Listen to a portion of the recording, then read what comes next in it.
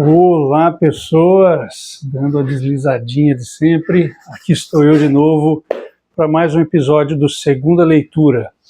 E eu vou dizer uma coisa, hein? Se tem uma coisa que não falta nunca na clínica, se tem um assunto que sempre vai acontecer na clínica, é relacionamento. Então, assim, eu digo que é o top 2, relacionamento e trabalho, isso sempre está presente, mas relacionamento é praticamente unânime, universal, sempre aparece. Dificilmente você não tem nenhum caso que envolva isso, mesmo indiretamente, né? Mas vamos lá, e há algum tempo já tem se falado não só dos relacionamentos, né, como a gente está acostumado, mas também de novas buscas, de novas experiências, novos formatos de família, de relacionamento, de sexualidade. E um dos temas que tem sido falado há algum tempo, eu já fiz vídeo sobre isso também no YouTube, é sobre a não monogamia, né? E a gente percebe que há um grande entendimento assim muito aquém do que é a proposta da não monogamia. Eu não vou falar exclusivamente sobre isso, acho que a gente pode conversar em outros momentos. Procura um vídeo aqui no canal meu já falando sobre isso. Futuramente vamos falar de novo, mas eu vou me ater à proposta do programa, que é apresentar livros. E este livro é um livro muito interessante pelo seguinte: ele não só fala sobre o assunto, como ele fala de uma forma extremamente direta, de uma forma extremamente objetiva, às vezes até perturbadoramente objetiva, como colocando situações que a gente jamais imagina no dia a dia como algo com o qual a gente precisa lidar quando está numa diferente proposta de relacionamento. Esse livro é Ética do Amor Livre. São duas autoras, que são a Janet Hardy e a Dossie Easton. Inclusive, elas falam aqui da vida delas e elas têm uma relação entre si e com outras pessoas também. Então, elas vivem isso sobre o qual elas falam. Eu digo que é bastante objetivo esse livro. Olha só, o subtítulo dele que está aqui é Guia Prático para Poliamor, Relacionamentos Abertos e Outras Liberdades Afetivas. Então ele já se propõe diretamente a lidar com aquilo que foge da monogamia tradicional, dos relacionamentos tradicionais. E é um livro em que elas assumem essa postura, e eu acho isso muito interessante, porque elas começam se dizendo, por exemplo, promíscuas, né? Assim, elas dizem, existem pessoas que são promíscuas e nós somos pessoas assim, e se você está lendo esse livro provavelmente também, ou você conhece alguém que é, né? Então elas assumem o julgamento social como ponto de partida, do tipo, nós não vamos nos culpar por nos sentirmos assim, por ter atração por outras pessoas, por vivermos relacionamentos de forma diferente, nós vamos partir desta premissa como básica. Então elas pegam uma palavra, inclusive, pejorativa e transformam como se fosse um tipo de personalidade, né, que é a promiscuidade como forma de ser no mundo, como forma de ser com o outro. Então, você logo vê que a proposta delas não é ficar explicando muito, mas pegar experiências próprias de outras pessoas. Elas atendem também, então elas pegam casos que elas atenderam, que elas precisaram lidar, e colocam assim, eu digo que de forma bastante objetiva, porque tem um capítulo aqui, uma parte, que é a promiscuidade na prática, em que ela vai falar assim de, por exemplo, como você flerta, como você procura por relações poliamorosas, ou era essa a palavra da época, né? Depois isso foi mudando, como você lida ao encontrar a sua parceria com outra pessoa, como lidar quando você sente ciúmes, né? Então são coisas muito práticas assim, né?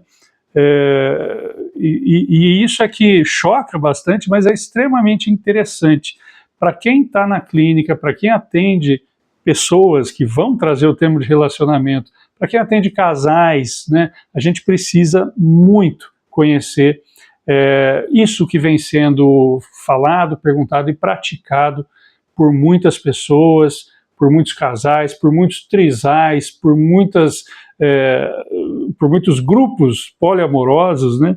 Enfim. E ela traz aqui, então, essa necessidade de uma ética, porque não é aquela coisa de pode tudo e dane-se as pessoas, eu é que importa o que eu quero e não estou nem aí para ninguém. Não é isso, não é nada disso. É exatamente o contrário. Quando você escreve um livrão desse, ó, não é pequeno não, sobre ética nos relacionamentos, é justamente porque quando você vai sair do padrão, daquilo que é subentendido para qualquer ficada, para qualquer namoro, você precisa de muito, muito diálogo. E é muito interessante que elas mostram, eu vou ler uns trechinhos aqui para você, eu selecionei muitos, mas não dá para ler todos, em que elas mostram que a chave para isso tudo é o diálogo e a autenticidade. Ou seja, você não fazer papel para ninguém, você se despir dos seus julgamentos, você mostrar a sua vulnerabilidade para as suas parcerias como um todo. Ser honesto consigo mesmo, esse já é um alcance difícil de se chegar, né? A gente conseguir esse grau de autenticidade, esse grau de autoconhecimento e expressividade de como a gente se sente. Porque uma coisa é perceber, outra coisa é aceitar e outra coisa é comunicar, conversar com as outras pessoas. Então vamos lá, vou ler um primeiro trechinho aqui, ó. É importante distinguir entre economias de escassez e limites do mundo real. O tempo, por exemplo, é um limite do mundo real. Mesmo o promíscuo mais dedicado à palavra tem apenas 24 horas por dia. O amor não é um limite do mundo real. A mãe de 9 filhos pode amar cada um deles tanto quanto uma mãe que só tem uma única criança. Acreditamos que a capacidade humana para o sexo, o amor e a intimidade é muito maior do que a maioria das pessoas pensa. Possivelmente é infinita. E que ter muitas conexões prazerosas simplesmente torna possível que você as tenha ainda mais. Imagine como seria viver em abundância de sexo e amor. Sentir que você tem tudo o que pode desejar, livre de sentimentos de privação ou carência.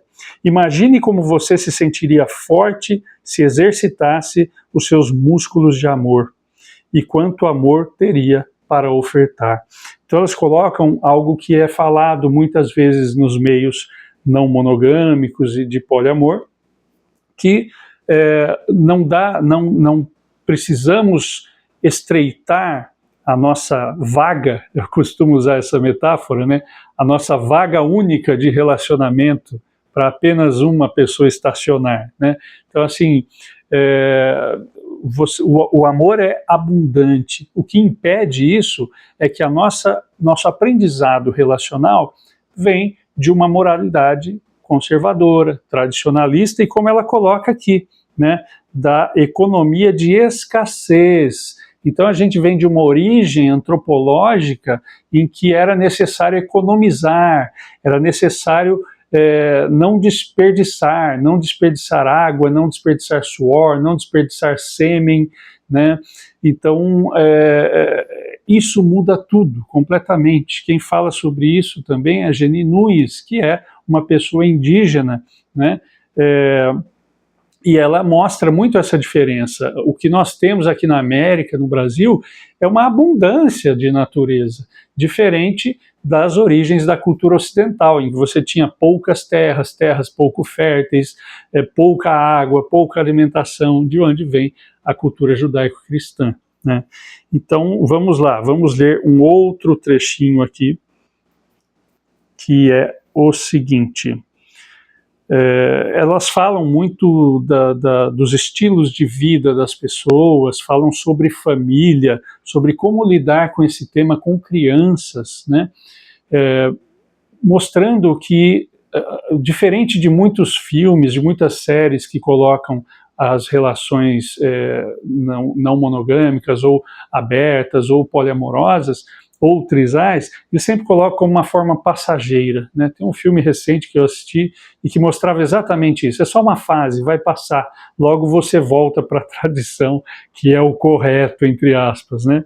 Então elas vão falar de formas diferentes de se relacionar, mas de uma forma de manter essas relações. Não é só uma fase, é algo da pessoa. Então olha só, o importante é estar ciente de suas necessidades e de seus desejos, para que possa preenchê-los com plena consciência.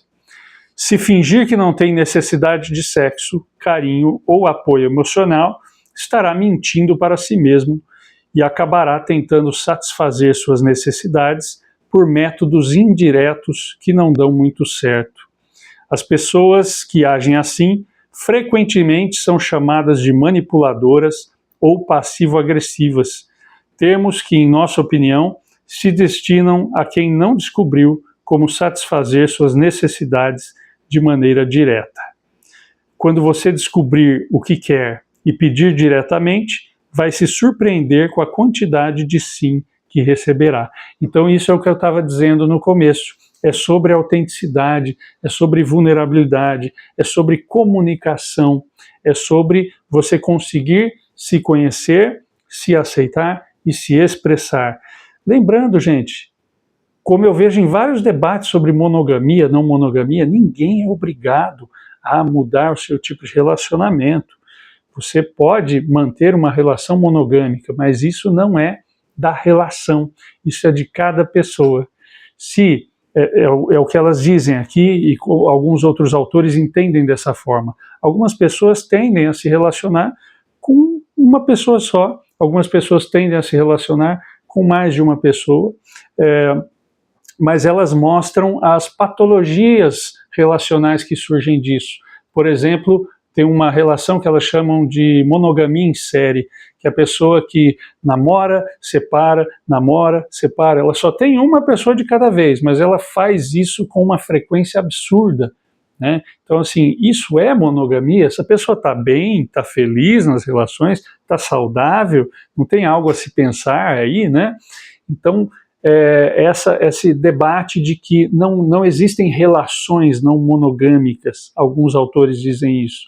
O que existem são pessoas que entendem as relações de forma não monogâmica ou de forma monogâmica, né? Então, para a gente conseguir entender a nossa forma, a gente precisa encontrar a nossa autenticidade, encontrar nossos sentimentos, aceitá-los, o que nem sempre é fácil, e trazer para o diálogo. Então é um desafio muito grande.